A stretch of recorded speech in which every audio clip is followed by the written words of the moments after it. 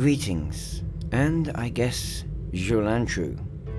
Welcome, members of the Federation, my brothers and sisters in the Romulan Republic, members of the Klingon Empire, and those distinguished few of the Dominion that we allow to be present. Allow me to welcome you to this Star Trek Online Legendary Starship Review here at Deep Space Nine with Shadowstar. And allow me to introduce you to the legendary Deridex Miracle Worker Warbird Battlecruiser. It's another mouthful. That is an utter mouthful. An imposing presence, greater in size than even the Galaxy class. The Deridex has always been a symbol of Romulan supremacy. Even now in the era of the Republic, gone the days of the Empire, we still must respect our heritage. And this ship, in this review, we're going to show you how the Deridex does that. So, with 3 stages, a quick look at customization. Then, with a bit of help from Demo Record, we'll take a look at the inherent stats, traits and consoles of the ship in stage 2. And finally in stage 3, we'll take the ship in action. We're probably an unexpected build, but we're going into action. We're going to take advantage of a certain aspect of her strength that isn't as obvious.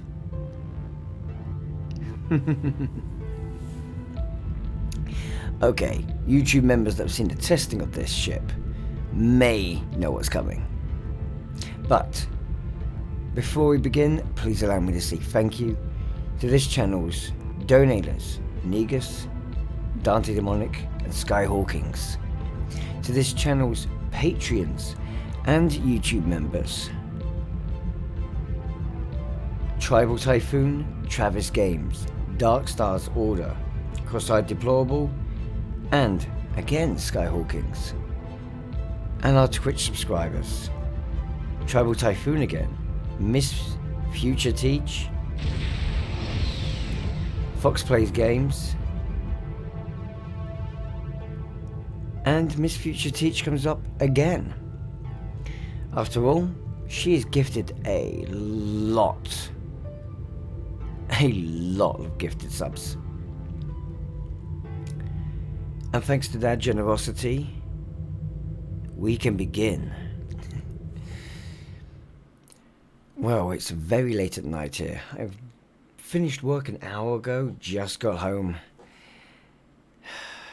Boot up, bring us into this world, and I get to look at this majesty. You know, I will say this, I did say Cryptic has been quite lazy. They haven't given us a new look for the Deridex, they've just made it more screen accurate. Yeah, listen to me say that again. They just made it more screen accurate. The original model, if anyone remembers, look at all this 3D detailing inside. None of that really properly existed. It was a flat texture and then printed panels on it to make it look like something was going on. I'm sorry, Cryptic, I've got to give you more credit. You've done an absolutely marvellous job at bringing the Deridex to life. Do you want to be part of the Romulan Star Empire? You're going to have that badge. You're going to have some impressive looks, and oh, it was brought to my attention, and God, he was right. The blue looks good. The blue looks very good. But I still think the gamma looks better. Shame you can't use, and I will note this right now for you guys, you cannot use Romulan type 0B on anything that is not the Deradex. You can use type 0, but you can't use 0B. Unity, look at it. Nice red pattern. Actually, the pattern is quite nice. And you got the Roman Republic mark at the front. Oh, speaking of, yep, you can take Republic straight up from template.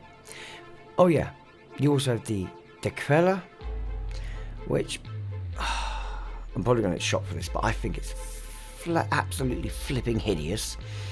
Do not like it. The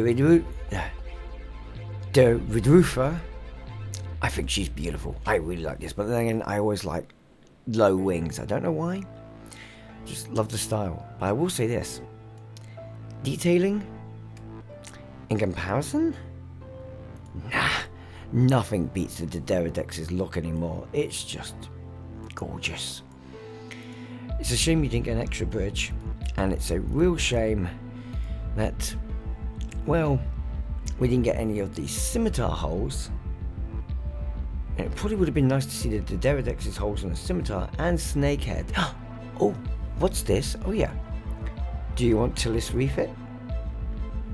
Interesting look. We also have Tarvo, Ronadonier, and my personal favourite is the snakehead, which gives it the look I use. Oh, she's beautiful like this. This is my favourite look for her. This is my favourite look.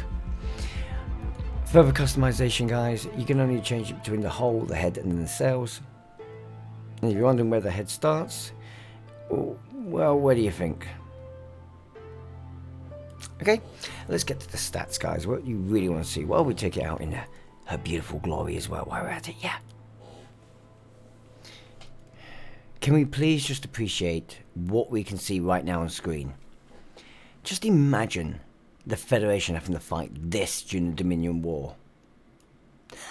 Nah, the Federation would have been crushed.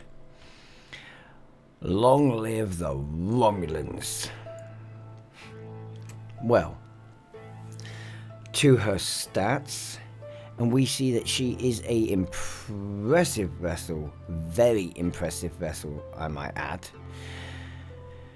But here we go. A tier 6 type Warbird Battlecruiser, though this may be contradicted. The hull at level 65,000 is 69 a giggity. 69,750 with a hull modifier of 1.55, a shield modifier of 1.15, a turn rate of 6, an impulse modifier of 0.16, an inertia rating of 45. She does have the Romulan weakness of the singularity, but this is then augmented with a bonus power of plus 15 to weapons power, plus 5 to shield power, and plus 10 to engine power. Geez, if it had an auxiliary boost there, it might have been overkill. Her bridge officers we'll get into along with her consuls in a second, so let's go further down. She is a 4-4. Okay, I understand why. Probably wanted to call her Warbird Cruiser in my opinion, but I know why they're going with Battlecruiser. We'll discuss that in a sec. Okay, she can still equip dual cannons, however. With 4 device slots, this ship is a beastie. She then gets even stronger when you keep in mind that she has 3 tactical consoles, 5 engineering consoles, 3 science consoles, and finally 1 universal. She is a miracle worker ship after all. Couple that in with her universal's ensign and lieutenant seats, her 2 lieutenant commander seats, 1 tactical, 1 science. The tactical lieutenant commander seat also has temporal specialization on it, very effective little bonus there. And her commander seating, an engineering commander seat, also comes with the specialization of miracle worker. Of course, she's a miracle worker vessel. Now, it might not be obvious straight away from the stats that I said, but this 12,000 Zen ship, coming with the scimitar and a plethora of consoles and traits, is actually more powerful than you might think. After all, after the initial announcement and some feedback from the rest of you captains to the STO team, they augmented some of her traits, making her faster, more maneuverable, and even stronger in defense than she already was. This has resulted in a magnificently beastie hull tank that will, even regenerative hull tank if you really want to go there, that will absolutely endure probably anything. You really have to be good with spike damage to take this ship down if it was being controlled by someone who is an elitist tank build specialist. Someone who can come up with the endgame tanks and really know how to utilize the hull to its truest effectiveness. I'm well and truly willing to say that this ship is a hull tank titan and very, very difficult to kill. Very difficult. Even for your top end DPSs, I reckon this ship could pull up a survival game against it. A case of the unstoppable force meeting the immovable object. This is amplified by the fact that you could, X upgrading this ship, have 7 engineering consoles. Or you could go with the 355 on a tank build with this ship. If you utilize shielding or the science side of things right with this ship, that regenerative hull tank will be just too much to take. Yes, it wouldn't have as much defense as a pure hull tank would have, but its rate of regeneration would be substantially high enough that technically it would still outlast. And that's just talking about her tanking potential. Then there's the things that initially I wasn't sure on. I was willing to say she is flexible. She's going to be good at tactical DPS. She's going to be good at sights DPS, and she is going to be relatively okay in that field. She's not going to be masterclass. She's definitely not going to be a what I would have said go-to DPS vessel. And now I'm eating my words a little bit. You see, in testing, I tested a hybridization of support DPS, taking instead of the route of basic control, the augment control drain DPS build. Kind of. I didn't go high end with it, but enough that I would be able to see what would happen. I actually did that based on using Tetrion weapons and the specific types I was going for.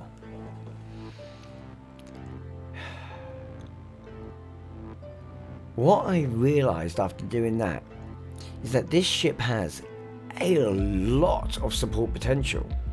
The fact she can go up to 5 science consoles, I actually didn't really recognize what potential that gave her. Combine that in with her universal seatings, and she's going to be amazing control boats, drain boats, torque boats, get there in a bit, EPG builds. My god, exotic builds. This ship will fundamentally smash those. I just want to put that out there right now. She's going to be a great heal ship, great wingman. Yeah, she's not high maneuverability. You go for a bullseye build on this ship though, and it's not really going to matter that much. Then her DPS overall, if you go for 5 tactical and keep on that endurance she's got from a 5 engineering, this ship could actually throw out a lot of punishment and then some. Keep the fight going as long as it needs to do. I strongly underestimated this ship, and that 6 turn rate, I've augmented that enough that I can actually consider going for a forward bias build, loading dual cannons and turrets, or my preference, dual beams, omnis, and 2 turrets on the aft. Maybe mines, because you never know how you're going to utilize mines. I underestimated this ship. I really underestimated their capability. I thought the Scimitar was the hype ship. And it is. For DPS players, the Scimitar of this bundle is the hype ship. But this, the Deridex, she's nothing to snuff at. And if it was the legendary Deridex versus the legendary Scimitar, I'm not actually sure which one would win. I'm not sure at all which one would come out the victor there.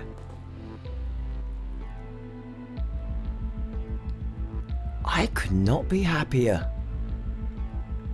So let's go from her incredible stats. And I'm saying this on the basis that I was not expecting this to turn out this good. And let's go take a look at some of the things that are actually, one, bugged in a funny way. It's absolutely brilliant. You're going to love them. I'll start off with the traits for this reason. 2, completely irrelevant because they're, well, yeah, useless. I mean, they're not entirely useless, just they are for anything past mid-game. So, yeah, let's go on to the traits and consoles, shall we? Oh, went from the positives to the negatives. Here we go. Now, hold fire a second. Why have I got YouTube up? Why have I got this YouTuber up? Now, you see, I need to give a bit of a shout out here. Okay, so I'm going to do it this way. Oggy has given me some lovely information on this ship. But Zalos? Oh, he gave me a beautiful one. So I want you guys to come check this guy out. Come check him out. And please click on this video down here. Not this, oh sorry, not that one. That one. Don't want to give away too much of what's going on there, but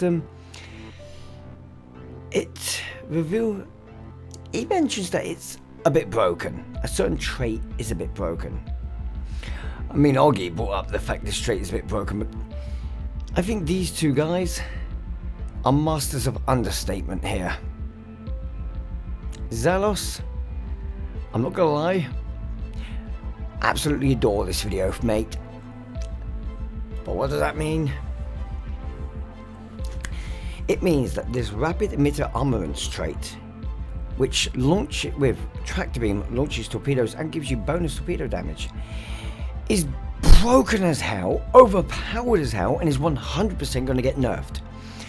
I.e., thanks to Zalos, I decided to ask a certain other individual I know to go and do some testing for me, because he's much better at unlocking these abilities and getting them out and tested than I am.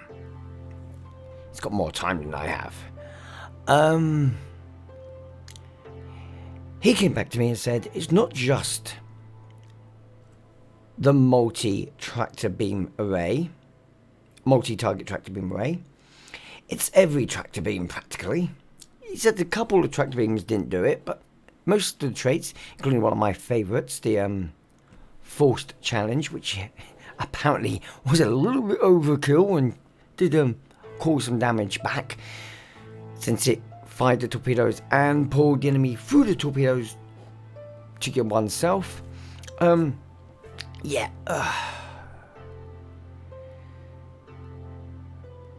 This is insane. To give you an idea of what's going on, every time a tractor beam is engaged by you,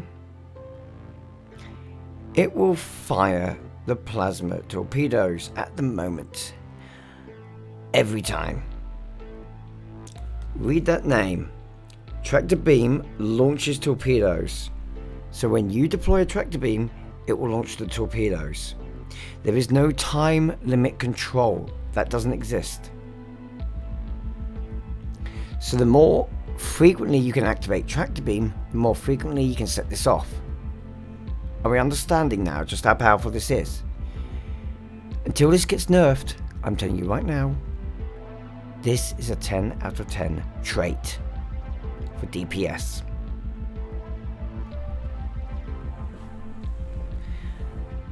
And for control boats. Once it's nerfed, which is inevitable, it'll be either 9 or 8.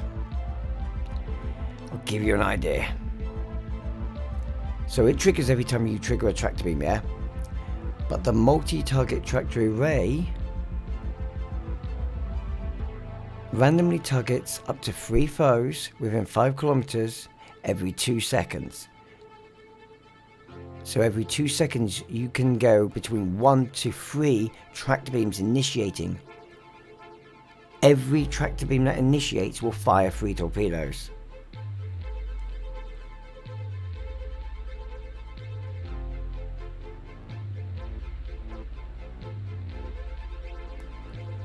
If that isn't overpowered, I don't know what is. But yeah, you saw Zalos's page, sorry. Go check him out, go have a look at what that does. Go see what plus 15 bonus torpedo damage for 10 seconds and firing 3 heavy plasma torpedoes at your foe, dealing just over 22,000 kinetic damage and just over 400 plasma damage every second for 15 seconds with a 100% shield penetration can actually do. On that same note, you can boost the plasma damage and you can boost its kinetic damage so long as you are boosting plasma torpedoes, making this trait even stronger. So you can boost this trait's power and you can insanely break it.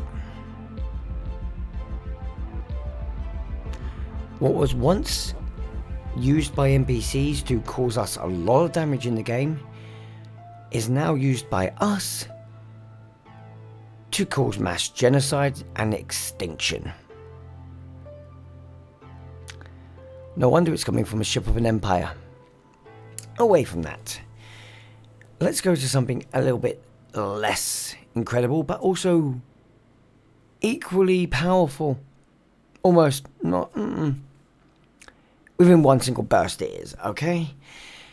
When reverse your polarity duration ends, you can unleash 5,700 kinetic damage with a 100% shield penetration to your foes within 3 kilometers. This damage will increase by 5% per stack of polarity shift.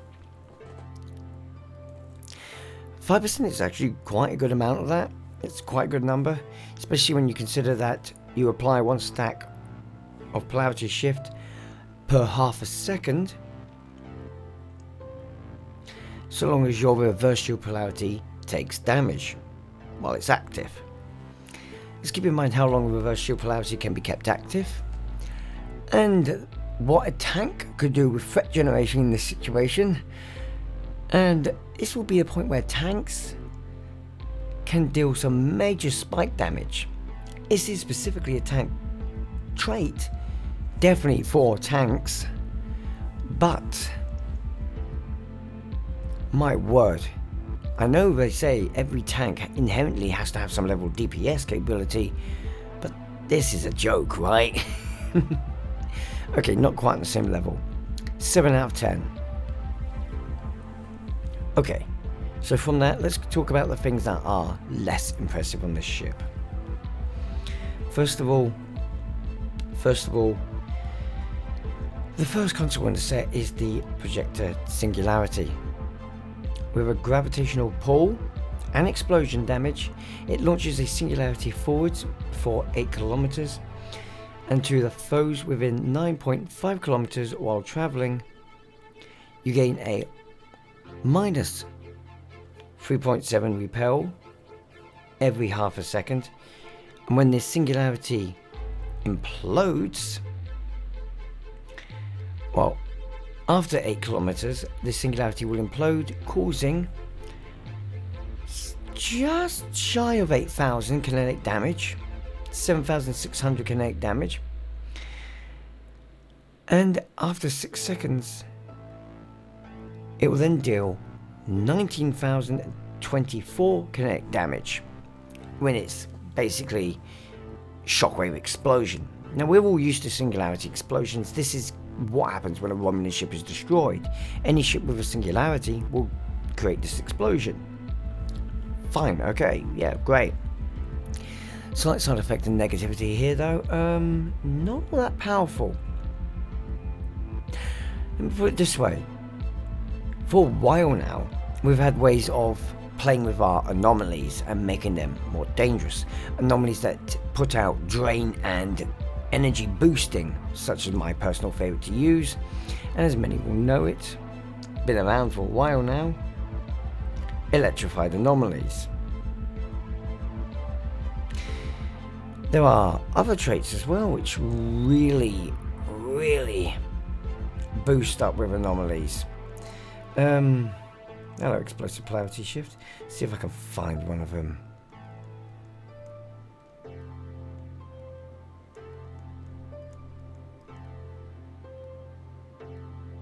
Oh, there it is. Look, unstable anomaly. Generates kinetic damage, damaging up to 5-8, range of 5. This one is for gravity well, Tychon's Rift, chronometric inversion, timeline collapse. The damage may be less,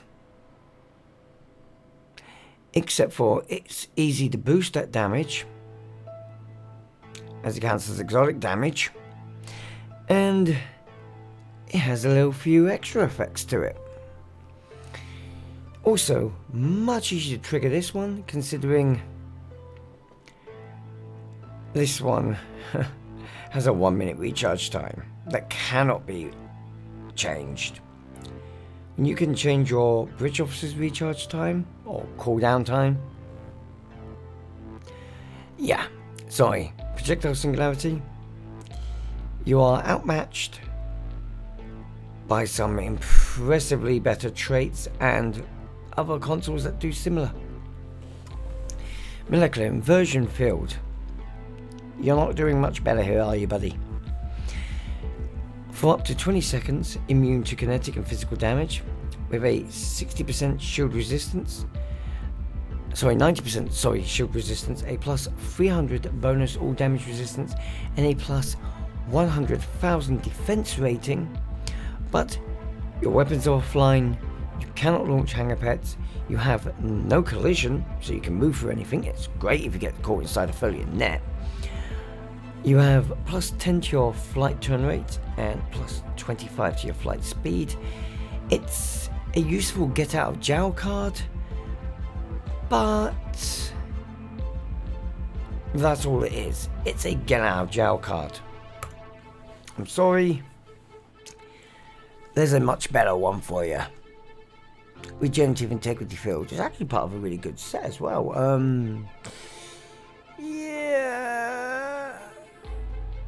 Yeah, sorry about that. Goodbye. Oh god, I'm stuck. Get off the screen. So let's try the last one. Maybe this one will pull it back. With plus 5 to max all power subsystems. Does not stack with any other max power increases. Oh. Well, that's kind of shoddy, isn't it? But at least it's all of them get it. How about the active ability? Molecular Cohesion Nullifier Field. With a PB AoE damage. Oh, and scales with foes hit. Awesome. So, for up to 2 kilometers max, what? Oh, that's really short range. Okay.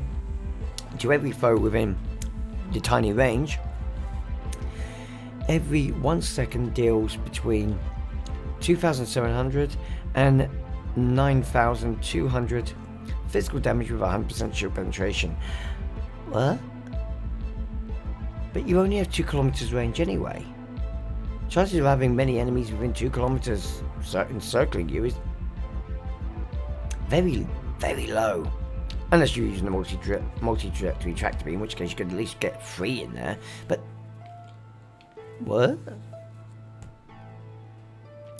Maybe the damage resistance plus 25 to 70 all damage resistance rating based on the number of targets. Awesome. That lasts for 20 seconds too. Okay, so that's a little bit better. But it is so weak. It just...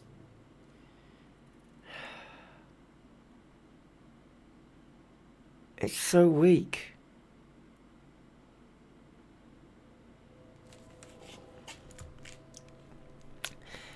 It doesn't really even get better here, if I'm honest. You take the set bonuses. At 2-piece set, your enhanced maneuvering subsystems will give you better turn rate, will give you better engine power, and will give you better damage resistance. Plus 10 to damage resistance, plus 2 to turn rate, plus 10 to engine power. Great. Wow, you kind of almost made it fine to have 2 of them. Set 3-piece. Reinforced shielding. Plus 10% to maximum shield capacity. Plus 10% to shield regeneration. Reduces all energy damage to shields by 5%. So that's the shield tanks.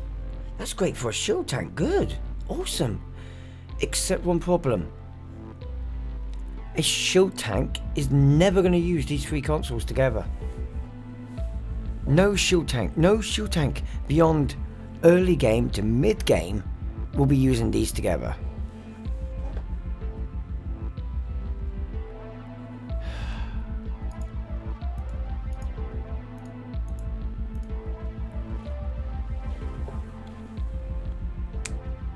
No. Actually, I'm going to one-up that. Get the... Yep, I do want you to discard, yes. I don't like you. And you, yep. Off.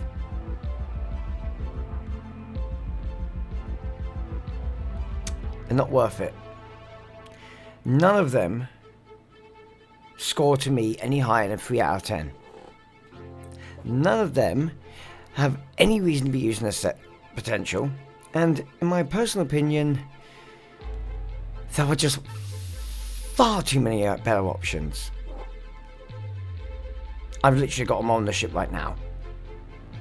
So let's do what I came here to do. Let's see. You're gonna be phaser, aren't you? What she can do. Engage.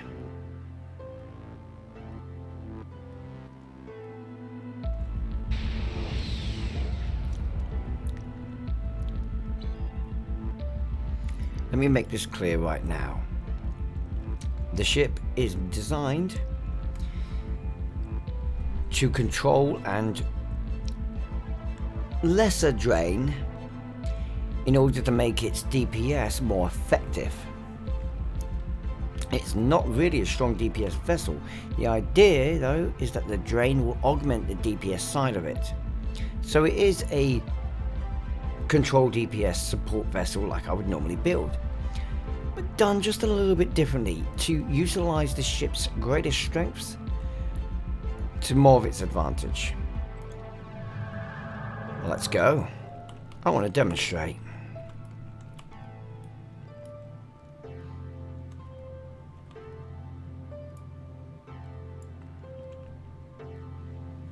Oh, my bills are ready to go. Here we are, yoink.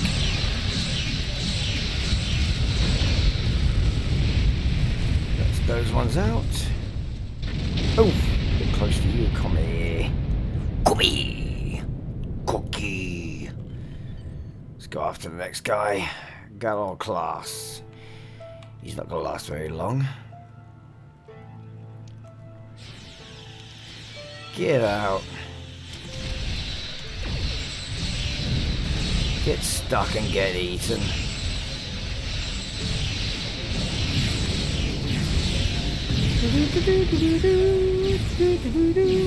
I'm having a little bit too much fun. Ba-da-ba-da-ba-da-ba-da-ba-boom. Ba-da-ba-da-ba-da-ba-boom. Don't mind me, I'm just partying with my friends.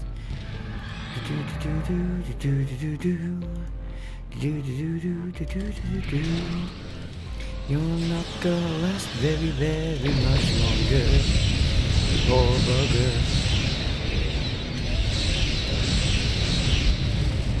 Oh look, there's one left all on his own.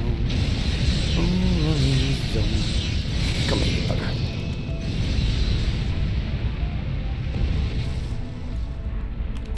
All too easy. All too easy.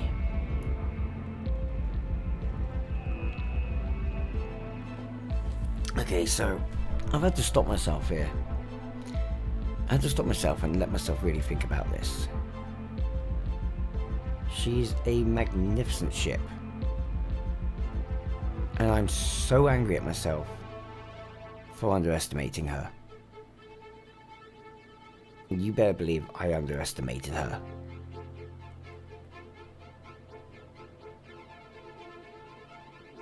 So let's be honest here. Who was expecting her to be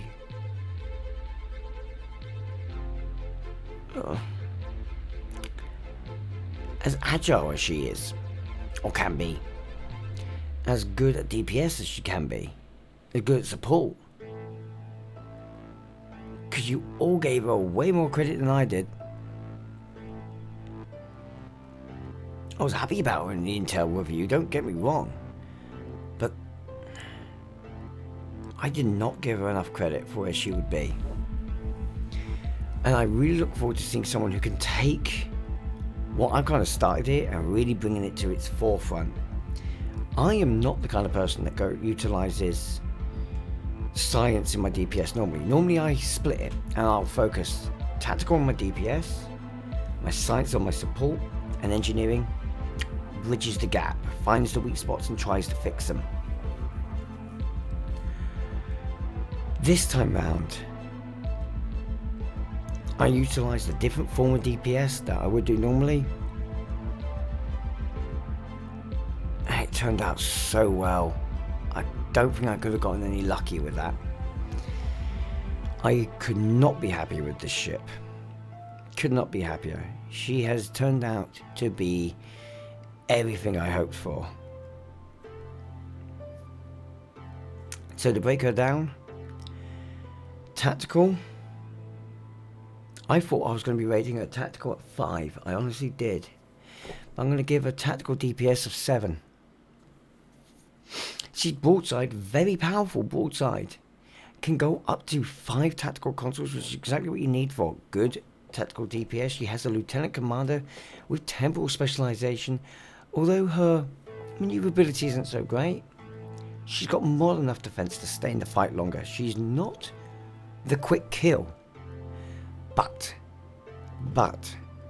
she is the sustained attack front, and that makes her dangerous in my opinion. The fact that you can as well go for some of the more dangerous stances such as anchors and focus on the forward attack front with the ship and still get some devastating power. Of course you'll be going for a slower ship build in that situation. Yeah, she can get very powerful tactical DPS, but her science DPS, 7 out of 10. For an overall DPS of 7 out of 10. Why? Because her science can be utilized in such an effective way alongside a natural DPS potential that you end up with just a frighteningly advanced DPS ship, so long as you know what you're doing. Of course, yes, you have to know your stuff to get the real potential out of the ship in DPS. That's why she's 7 out of 10, not higher. But it's there.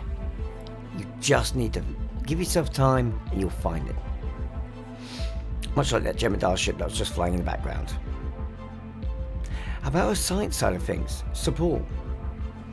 No matter how we knock this, her control and her drain is very, very strong. I will definitely give that to her. Look, as far as drain and control goes, she gets very easily gets 7 out of 10 in the support area. But I know less are interested in, but it is a thing. Her augment and buff side support and her whole healing slash her ally healing side of support, the hill boat, that is very strong. If you combine the tank version of this ship with the hill boat version of this ship, that tank is never going to die unless you get the hill boat out there first.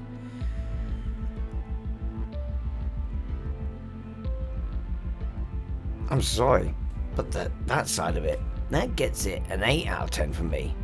My overall score is 7.5 out of 10 for support with this ship. Science was not one of the ones I was expecting to be good with. Again though, it's that seating. It is that seating, it's the universals, and it's, in this case, it's the defense, because the maneuverability is important, but that's all support DPS, and that technically comes under side DPS anyway. Then you've got a tank side of things.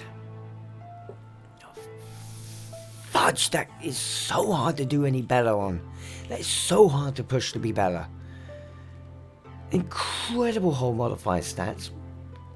Good, not amazing, but good shield modifier stats. Just the bonus power settings you need for a tank.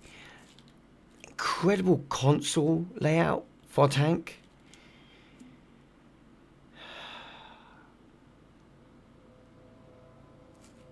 Ten out of 10. I'm not even going to break it down. Yes, shield. Okay, I will. Shield tanking can be augmented. It gets 6 out of 10 from me. You had to hit the 1.2, 1.15. Yeah, you're close, but you're not high enough for me to really start bigging you up. But hull tanking, that just hits 10 out of 10. And we've got a regenerative hull tank here. Yeah, regenerative tanks normally go better on the shield side of things, or just combine the two. But regenerative hull tank, again, 10 out of 10. Yeah. She's incredible. I'm going to give her tanking score overall 10 out of 10. I will ignore the shield weakness just for the fundamental overloading strength she has normally as a tank. I could not appreciate this ship more. And with that being said, guys, I ask you now, in the comment section, tell me what you think of her. Were you happy? Were you disappointed? Are you glad Cryptic listened and actually improved her stats a little bit? Do you find the fact that her trait is broken as hell? I really approve of this ship. I thought the scimitar would be the best, and I just have to eat my words. I hope you're all having a wonderful day. I hope you enjoyed this video. If you have, and you really want to show this channel some support with no cost to yourself, then please consider hitting that like button and sharing this video on your favorite social media platforms, because it really helps the channel out.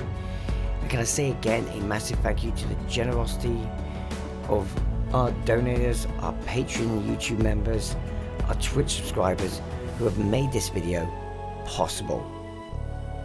I couldn't be achieving the dream, Shadowstar couldn't be achieving its dream without that support. It means the world.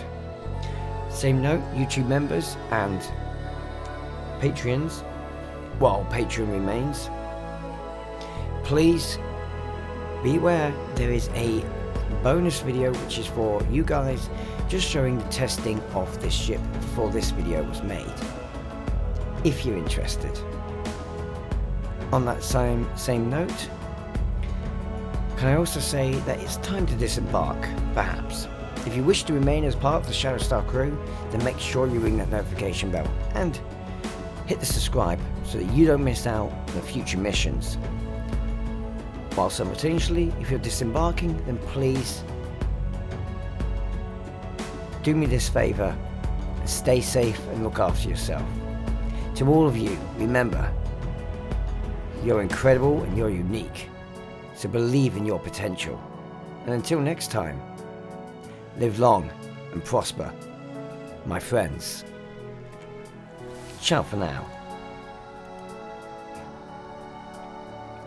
Engage.